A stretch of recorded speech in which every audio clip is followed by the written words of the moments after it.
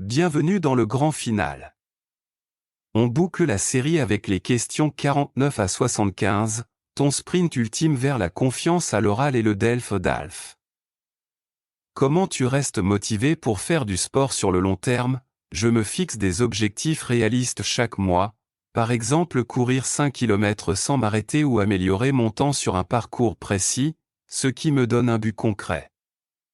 Je note tous mes entraînements dans une application, puis j'analyse mes progrès à la fin de la semaine pour rester conscient de mes efforts.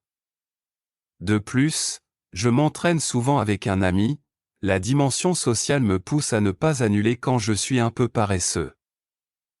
Tu préfères les grands concerts dans les stades ou les petites salles? Et pourquoi? Les petites salles ont ma préférence, parce qu'on est plus proche des artistes et que le son est souvent meilleur grâce à une acoustique maîtrisée. L'ambiance y est plus intime, on peut vraiment voir les expressions du chanteur et sentir l'énergie du groupe. Les grands stades offrent un spectacle visuel impressionnant, mais parfois on se sent loin de la scène, ce qui réduit l'émotion pour moi. Quel est le dernier livre que tu as lu et qu'en as-tu pensé? J'ai terminé récemment Le Petit Prince de Saint-Exupéry, que je voulais relire à l'âge adulte pour mieux en saisir les messages philosophiques. J'ai trouvé la simplicité du langage étonnante, parce qu'elle cache en réalité des réflexions profondes sur l'amitié, la responsabilité et l'émerveillement. À chaque chapitre, j'ai souligné des phrases qui m'ont touché, preuve que ce livre parle aussi bien aux enfants qu'aux adultes. Comment tu célèbres la réussite d'un examen important? Dès que les résultats tombent, j'envoie un message à mes amis pour leur proposer de se retrouver dans notre pizzeria préférée, où nous partageons plusieurs grandes pizzas à des goûts différents. Ensuite, on commande un tiramisu à partager et on trinque avec un verre de limoncello pour marquer l'occasion. C'est simple, convivial et ça me permet de relâcher la pression après des semaines de révision. Quelle appli de langue tu trouves la plus utile au quotidien? Duolingo est très pratique pour entretenir mon vocabulaire, parce que les leçons courtes s'intègrent facilement dans une pause de 5 minutes. Les rappels quotidiens me poussent à ne pas laisser passer une journée sans révision, ce qui maintient ma régularité. Cependant, je complète toujours avec un manuel ou des échanges réels, car une appli seule ne suffit pas pour progresser à l'oral. Tu préfères envoyer un message ou appeler? Et dans quel cas? Je privilégie l'appel quand la situation est urgente ou quand il y a un risque de malentendu, car la voix permet de clarifier tout de suite les choses et d'entendre le ton de l'autre personne. Pour les informations simples comme une adresse ou une heure de rendez-vous, un message suffit et laisse une trace écrite pratique. Je trouve que le bon usage des deux modes de communication évite bien des problèmes. As-tu une routine matinale particulière? Qu'est-ce que tu fais en premier? Dès que je me lève, je bois un grand verre d'eau à température ambiante, parce que cela réhydrate mon corps après la nuit et me réveille en douceur.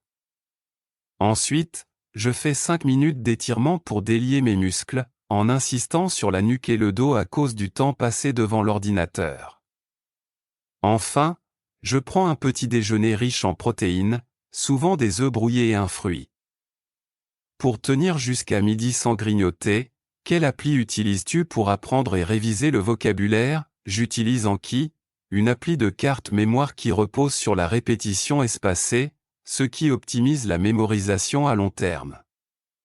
Chaque jour, l'algorithme me propose les mots que je risque d'oublier, donc je ne perds pas de temps à revoir ceux que je connais déjà bien. Je crée aussi mes propres cartes avec des phrases d'exemple, pour apprendre le mot en contexte plutôt qu'isolé.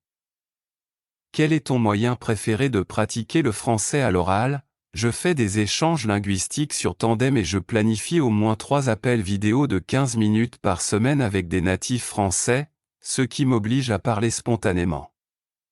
Nous choisissons à tour de rôle un sujet, film, cuisine ou actualité, afin de varier le vocabulaire et les registres. Après chaque conversation, mon interlocuteur corrige mes formulations majeures, puis j'enregistre les conseils dans mon carnet de progression. Le matin, comment tu choisis tes vêtements rapidement? Je vérifie d'abord la météo sur mon téléphone, puis je regarde mon agenda pour savoir si j'ai une réunion formelle ou seulement du travail de bureau tranquille. Ensuite, Je choisis une tenue confortable mais présentable, souvent un jean foncé et une chemise claire, facile à assortir. Enfin, j'ajoute un accessoire coloré ou écharpe ou montre pour donner un peu de personnalité sans y passer trop de temps. Tu regardes souvent des vidéos sur YouTube.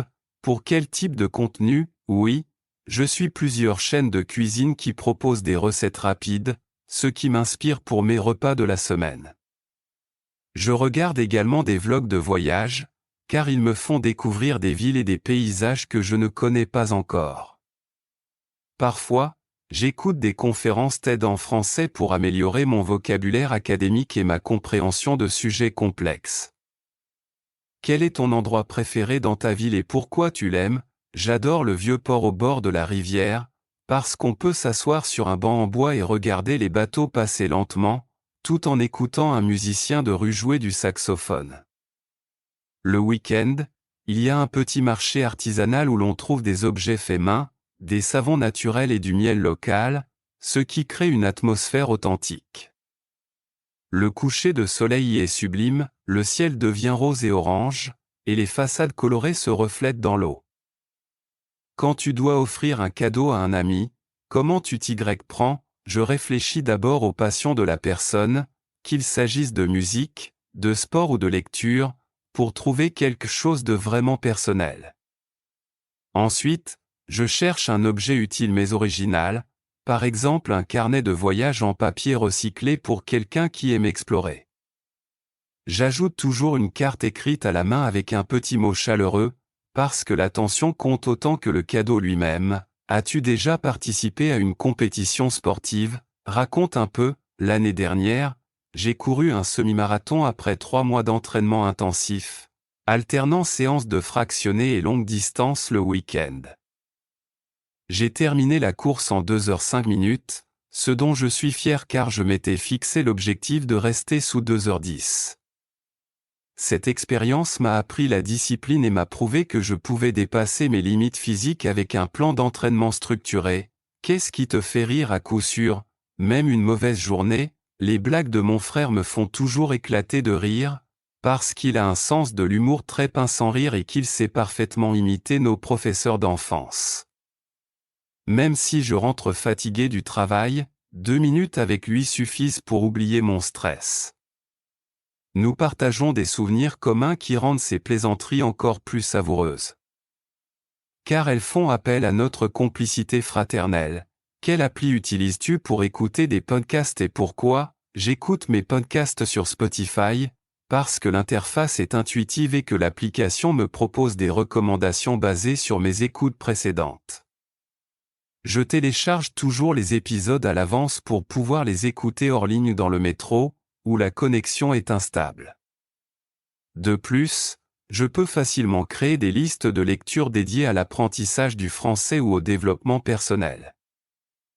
Pour voyager, tu préfères les voyages organisés ou partir en solo? Je préfère voyager en solo, car j'aime avoir la liberté de modifier mon itinéraire selon mes envies et de m'attarder dans un musée si je le trouve passionnant.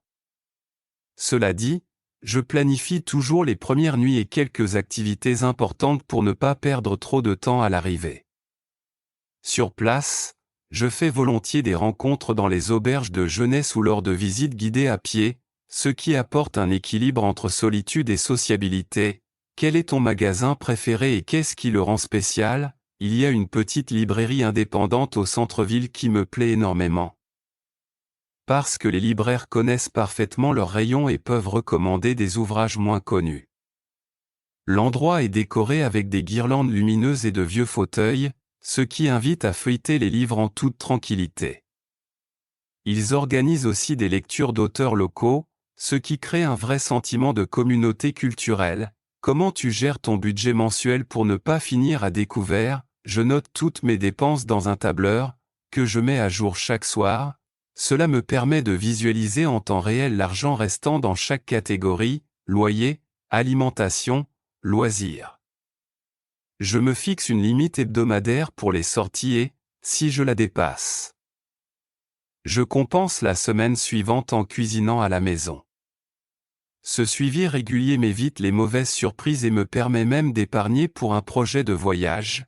Quel est ton moment préféré de la journée, et que fais-tu alors? J'adore l'aube, vers 6 heures quand la ville est encore endormie, l'air est frais et silencieux, ce qui me donne l'impression d'avoir un temps privilégié. Je profite de ce calme pour méditer 5 minutes, puis je planifie mes tâches de la journée avec un café à la main. Ce rituel me met dans une dynamique positive et me motive à rester productif. Quelle appli de méditation tu recommandes, et comment tu l'utilises? J'utilise Headspace depuis plus d'1 an, car les séances guidées sont claires et adaptées à différents niveaux, ce qui m'a aidé à installer l'habitude petit à petit. Je programme une session de 10 minutes chaque soir avant de dormir, afin de ralentir mes pensées et d'améliorer la qualité de mon sommeil. Les statistiques montrent mes jours de pratique consécutifs, ce qui nourrit ma motivation. Tu préfères envoyer des cartes postales papier ou des photos numériques? Pourquoi? J'aime envoyer des cartes postales, car elles ont un côté tangible et nostalgique que les photos numériques n'ont pas. Recevoir quelque chose dans la boîte aux lettres fait toujours plaisir. J'écris un message personnalisé au dos, en décrivant une anecdote du voyage, ce qui crée un souvenir unique pour la personne. Les photos numériques, je les partage en complément sur un groupe privé, pour que tout le monde puisse les voir rapidement. Quel est ton animal préféré et qu'est-ce qui t'attire chez lui? Les dauphins sont mes animaux préférés, car ils sont réputés pour leur intelligence sociale et leur capacité à communiquer par des sons complexes. Quand j'ai eu la chance d'en voir dans la nature, j'ai été émerveillé par leur curiosité et leur grâce dans l'eau. Leur aspect ludique me rappelle l'importance de rester joueur et curieux dans la vie. Tu as déjà assisté à un match de foot au stade? Comment c'était? Oui, j'ai assisté à un match au stade Vélodrome de Marseille et j'ai été impressionné par l'intensité des chants et des drapeaux flottants dans toutes les tribunes. L'ambiance était tellement électrique que je ressentais les vibrations sous mes pieds à chaque but marqué. Même si je ne suis pas un grand fan de foot, cette expérience collective m'a donné des frissons. Parmi les réseaux sociaux, lequel tu préfères et pour quelle raison? Instagram est mon réseau favori, car j'aime la photo et je peux suivre mes amis ou des artistes inspirants à travers des images soignées. Les stories me permettent de partager des moments spontanés sans encombrer mon fil principal, ce qui garde mon profil assez épuré. Toutefois, je me fixe une limite d'utilisation de 30 minutes par jour, pour ne pas perdre trop de temps. Entre la pizza et les sushis, que choisirais-tu et pourquoi? Je choisirais la pizza, car j'apprécie le côté convivial.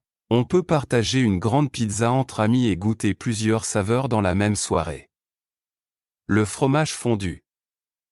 La pâte croustillante et les garnitures variées constituent un mélange irrésistible pour moi.